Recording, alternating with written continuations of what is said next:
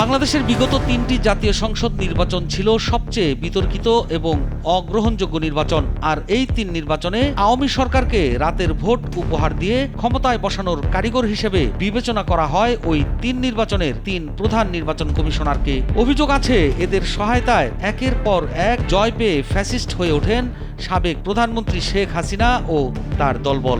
আপনাদের কাছে শুধু এটুকু বলবো যে আপনারা সবর করেন, যেন এই সমস্ত খুনি জালেম এদের হাত থেকে আমাদের দেশটা যেন রেহাই পায়। ৫ আগস্টের পর ৩ প্রধান নির্বাচন কমিশনার সহ সব কমিশনারের বিরুদ্ধে মামলা হয়। এরই মাঝে গ্রেপ্তার হয়েছেন ২ সিসি, কিন্তু অন্যান্য কমিশনাররা এখনো অধরা। বিতর্কিত ৩ জাতীয় নির্বাচন আয়োজনে জড়িতদের ভূমিকা তদন্তে সোমবার কমিটি গঠনের সিদ্ধান্ত নিয়েছে অন্তর্বর্তী সরকার। তবে এখন পর্যন্ত ৩টি নির্বাচনের অনিয়ম তদন্তে বর্তমান নির্বাচন কমিশন নিজ থেকে কোনো পদক্ষেপ নেয়নি। এ পর্যন্ত কোনো কমিটিও গঠন হয়নি। প্রহসনের নির্বাচন করার অভিযোগে সাবেক ৩ সিইসি সহ ২৪ জনের নাম উল্লেখ করে গত রোববার রাজধানীর শেরেবাংলানগর থানায় মামলা করেন বিএনপির নির্বাহী কমিটির সদস্য সালাউদ্দিন খান। মামলায় ২০১৪ সালের জাতীয় সংসদ নির্বাচনে তৎকালীন সিইসি কাজী রকিবউদ্দিন আহমদ, ২০১৮ সালের নির্বাচনে তৎকালীন সিইসি কেএম নুরুল হুদা ও ২০২৪ সালের নির্বাচনে তৎকালীন সিইসি কাজী হাবিবুল আওয়ালকে আসামি করা হয় সাবেক প্রধানমন্ত্রী শেখ হাসিনাকেও। এই মামলায় গত রোববার নুরুল হুদাকে গ্রেপ্তার করে পুলিশ। পরদিন সোমবার তার ৪ দিনের রিমান্ড মঞ্জুর করেন আদালত। অন্যদিকে কাজী হাবিবুল আওয়ালকে বুধবার রাজধানীর মগবাজার থেকে গ্রেপ্তার করে ডিবি। আদালত হাবিবুল আওয়ালের ৩ দিনের রিমান্ড মঞ্জুর করে।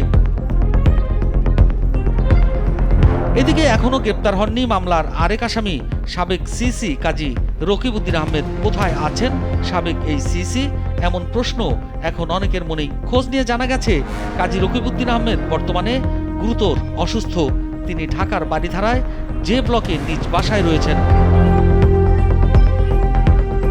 ওই ৩ নির্বাচন কমিশনের বেশিরভাগ নির্বাচন কমিশনাররাও ঢাকার বিভিন্ন স্থানে রয়েছেন বলে জানা যায়। ৫ আগস্টের প্রেক্ষাপটে তারা কিছুটা নিঃসঙ্গ এবং পরিবারের সদস্যদের নিয়ে সময় কাটাচ্ছেন বলেও দাবি করছে একটি সূত্র। জানা যায় দেশে অবস্থান করে পরিস্থিতি পর্যবেক্ষণ করছেন।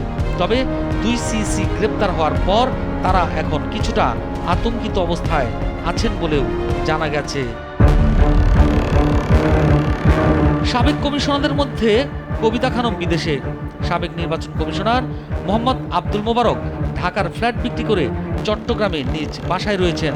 এই কমিশনার দীর্ঘদিন ধরেই ক্যান্সার আক্রান্ত। ব্রিগেডিয়ার জেনারেল অবসরপ্রাপ্ত মোহাম্মদ জাবেদ আলী মিরপুর ডিওসিএসে নিজ বাড়িতে থাকেন। সেনাবাহিনীতে চাকরির সুবাদে তিনি সেখানে প্লট পেয়েছেন। আর সাবেক নির্বাচন কমিশনার মোহাম্মদ শাহনেওয়াজ আজিমপুর সরকারি কোয়ার্টারেই রয়েছেন।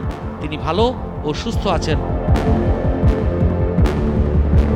এদিকে বিভিন্ন মাধ্যমে সরব রয়েছেন নির্বাচন কমিশনার ব্রিগেডিয়ার জেনারেল অবসরপ্রাপ্ত মোহাম্মদ আহসান হাবিব খান। বিভিন্ন যোগাযোগ মাধ্যমে নির্বাচন কর্মকর্তা সহ বিভিন্ন পেশার মানুষের সঙ্গে যোগাযোগ রক্ষা করে চলছেন তিনি। এই নির্বাচন কমিশনার উত্তরায় বসবাস করছেন। এই কমিশনের আরেকজন কমিশনার মোহাম্মদ আলমগীরও উত্তরায় তার নিজ বাড়িতে রয়েছেন। আর সাবেক নির্বাচন কমিশনার মোহাম্মদ আনিসুর রহমানের অবস্থান জানা যায়নি। ওই ৩ নির্বাচন কমিশনের বিরুদ্ধে একাধিক মামলা হলেও এখন পর্যন্ত কাউকে গ্রেপ্তার করেনি পুলিশ। এমনকি ওই ৩ নির্বাচন কমিশনে সহযোগিতা করা অতি উৎসাহী নির্বাচন কর্মকর্তাদের বিরুদ্ধেও কোনো ব্যবস্থা এখন পর্যন্ত নেওয়া হয়নি।